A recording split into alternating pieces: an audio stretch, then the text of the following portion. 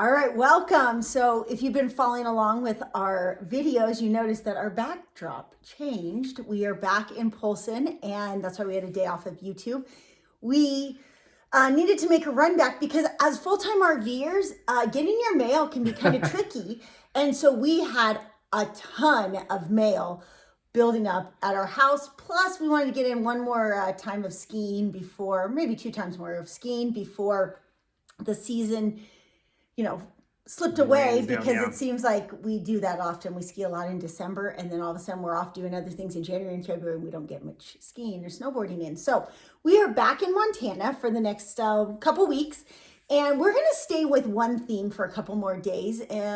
We got some really good feedback from the one a couple episodes ago when Victor talked about shame and how you overcome that and feeling more vulnerable. And even though it's a topic that like sometimes you're like, I really don't want to hear this, I feel like we have a lot of insight into this. And I truly in my heart believe that we are on the cusp of an awakening. And when that happens, I think these videos are going to be something you can reference back to and think about, oh, Robert and Victor talked about this feeling that they've had to work through and overcome.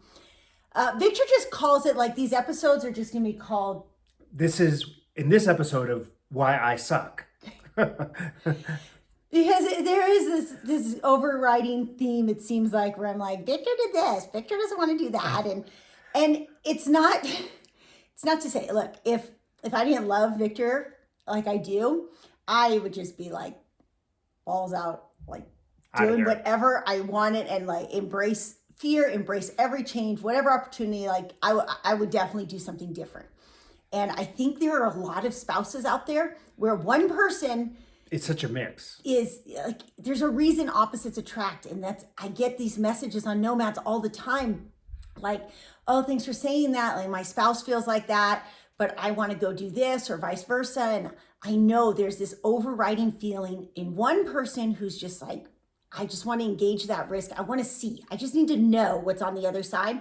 And the other person, the yin to your yang, is like, I'm not so sure about that. Like, that sounds kind of scary and uncomfortable. And so, long-winded way of saying, hey, welcome to our channel. If you're new to us, I'm Robin. I'm Victor.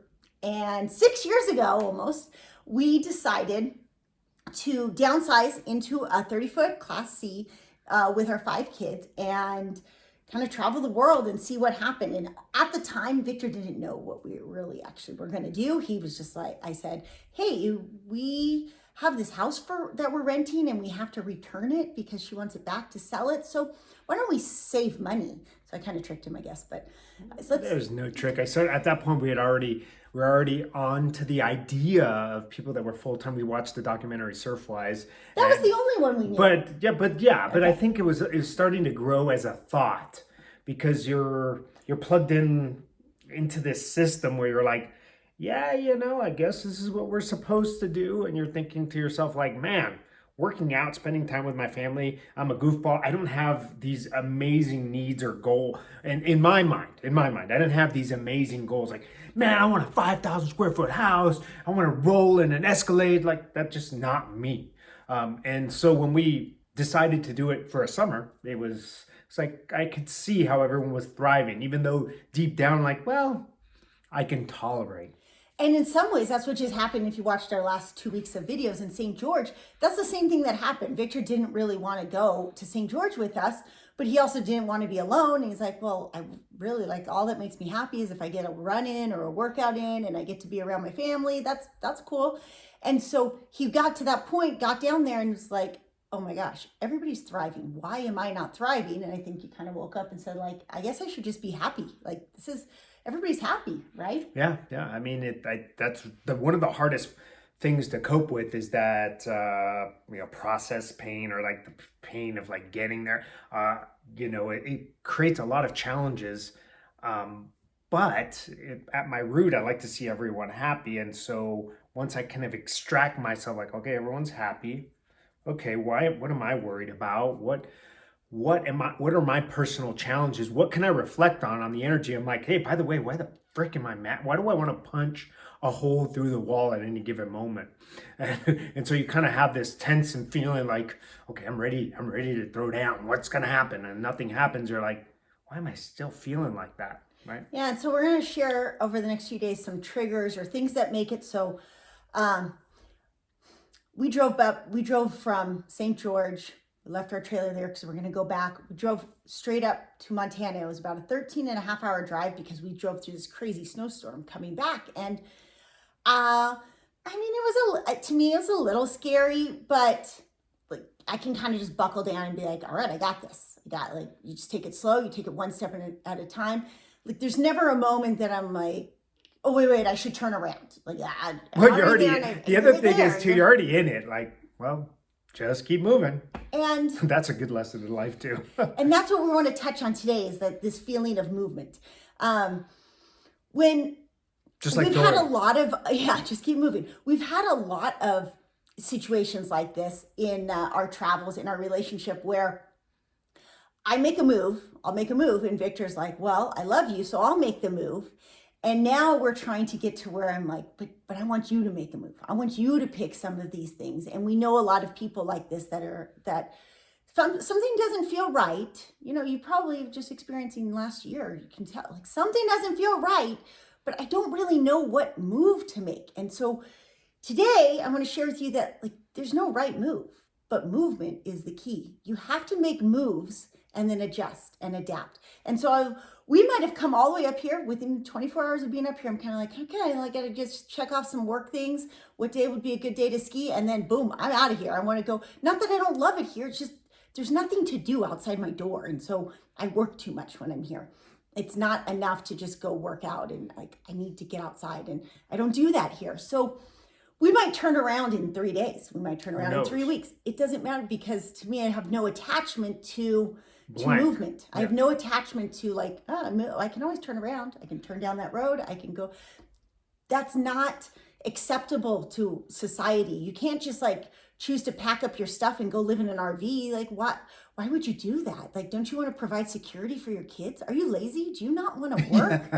Well, actually, a good story is that my dad always used to think that I started working out at a really young age. He used to think that I just didn't want to work. It's like, you're just lazy. You just like to exercise because you don't want to work.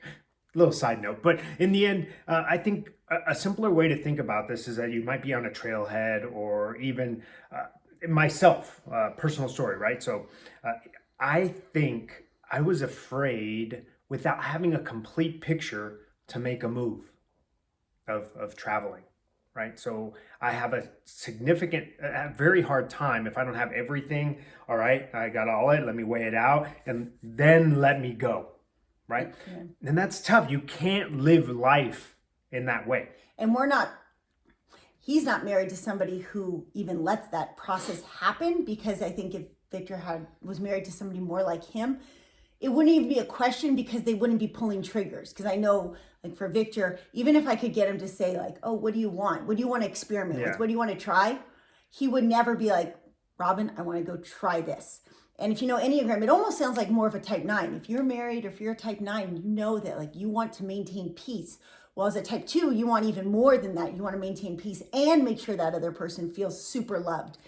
And so we're telling you that, okay, so you're not going to change. Victor's 10 years from now, as much as I'll push him, I'm like, he's still going to be like deferring to me. Well, what do you want to do? But he might have some inputs, and that's really that's a big part. Like to me, to express that that goes back into some roots as to, well, I can't express that because if I want something, I was in some way, shape, or form taught that wanting was bad. Yeah. Right. And so one of the messages you get. I work with people in some of my courses and one-on-one coaching is there are two things that we need to figure out first, this desire. And it's a hard thing. Like, what do you want? If money wasn't an object. If you could go do anything, if the world opens up in a month and you can do anything you wish you could do, you should absolutely have those things written out. Well, the reason we travel the amount we do is because I have a weird problem that before I go to bed, I plan random road trips. Like that's like my decompression. I sit there and I scroll through. I'm like, This where would do be I want to fun. hike? What are some hikes that I want to do? What are some places I want to rock climb? And because I think about them things like, what would I do? What do I want? What sounds exciting? They start to get ingrained in my psyche. And so if an opportunity presents itself, it's really easy for me to pivot because I've already thought about 10 Yeah. different places I want to go, and I can just be like, well, let me see the weather here. Ooh, it looks good. Let's go here. Yeah. And that's not, I don't think that's everybody's natural thought process, but what would you want? Like we talk about, we love this house that we're in, but we don't want to be here all the time. And so we go, okay, well, what are some things that would be fun to do? What could I get you motivated to go see? And so the first one is starting with desire. The second one is, well, there's two parts. One is like maybe put a dollar amount. That's another thing I do with all of our travels. I've always put a dollar amount next to what that thing would cost. Like, oh, I want to go do the Tour de Mont Blanc. Okay, what is that going to cost? Hey, let's go to Norway when we went to Europe for 6 months. I put a cost on it, and I thought, okay. And she kept us on budget, even if maybe a little hungry. Chip away at that. Yeah, that was a really cool thing. Another like side note in Europe is we had basically 155 euros to spend each day. And depending on what country you were in, you could either you spend it more on like comfort of a campground or comfort of food. Now, obviously, if we had been better aligned going into it, if the desire for both of us to go through Europe was at the same level, I don't think we would have had a 155 euro budget. I think we could have had a 500 euro budget because we would have been able to manifest that energy, but we weren't in that position. I know for me, I was like, oh, I just really want this. And oh, if I can just like keep pulling Victor along, and he's like, oh, okay, I'll keep going, but I don't really want to. Our heart and soul was not vested in that trip. We were not aligned. And that's some of the stuff we'll try to keep talking about. In a relationship, you can absolutely break through all of your barriers by aligning your energies towards accomplishing or achieving or going towards some destination together. I know for us, our struggle is because we try to go, because we're not always in that space. And so YouTube becomes a place where we can be like, okay, where are we? Oh, we're aligned here. Like we really wanted to talk about this message. So it's easier to show up here and share that message.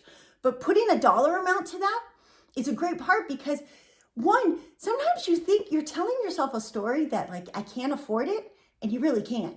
It's totally a myth. And second is, or if this, when this, you're doing the if and when, right? Yeah. If you're telling yourself that pretty often, that's a clue.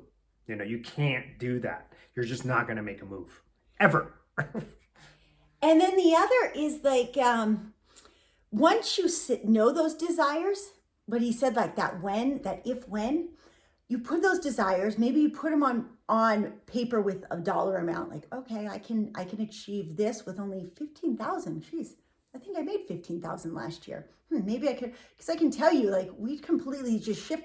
When we live in a house, it's so dang expensive. It was so much cheaper just living in an RV. But where you spend money shifts. Changes, yeah. I mean, I think yesterday I just paid $250 to get propane filled for the house to heat. And that was a whole week of camping in St. George. And I got to tell you, I had a lot more fun camping in St. George with that $250. But you can redefine what that is. The other one is there are probably subconscious chakra blocks that are causing you to, even if you have the desire, and even if you can put the price tag on it, oh, well, if I do this, I'm not providing security for my kids. If I do this, one day down the road, I might not be safe. It might be not a safe environment or something.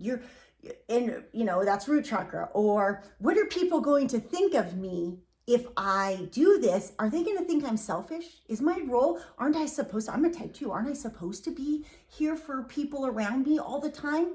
Isn't that like, if I don't self-sacrifice or be selfish, what are they going to think of me? Where's my identity? And that's just two of the chakras. I mean, I could go like your Manipura is like, you haven't done bold, courageous things in your past. So you're like, I don't know what bold and courageous feels like now. I don't know how I do that. But unless you're tapping into any of those and being self-aware, I'm not going to go anywhere. Yeah. So try That's 3 steps really. Step 1, You're already overwhelming them, Robin. I'm just reiterating. Okay. Step 1 was like desire. In what? If money wasn't an object, if guilt wasn't in the equation, if fear wasn't in the equation, if shame wasn't in the equation, what would that look like? The world opens up in March. Where do you redefine? Like, whether it's your job, where you live, like, think of it as more of like anything is possible. Yeah. Aliens land and they just give you, everybody has free energy. Who knows?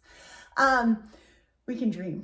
2 is like, be realistic. Put a dollar amount. How much money do you need to manifest? And that doesn't mean that it has to come through the way money's always come for you. We talk about this, Victor and I, a lot. Maybe we'll do a whole manifestation one tomorrow. But okay. Money comes to us in the weirdest ways. And I struggle with this one the most at first. Now it's all on you, Victor, now. I struggle with this because I'm so logical brain that I feel like, oh, it has to be this way. And then I start to think of how it has come through our hands. I'm like, Wow. It did not come in the way I expected it. But you cannot, if it doesn't come in the way you expected it, that's not the point. The universe sometimes provides. And then 3, be like, all right, I got my plan. I got my money. I thought you were going to spend it all. What's really the roadblock? Because number 3 is the secret where it's at. What's really that roadblock that's not letting you, because you're telling yourself, I don't know where, I don't know really what I want. And I'm only saying this because Victor said, Who, me? You say, I don't know what I want, right? I don't have enough money for it. And then that's when our conversation starts. I'm like, well, we do have enough money and we've gone all over the world.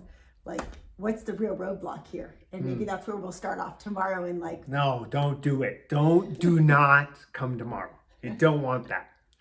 And the other side of discomfort is usually the answer though. All right. Have a good weekend.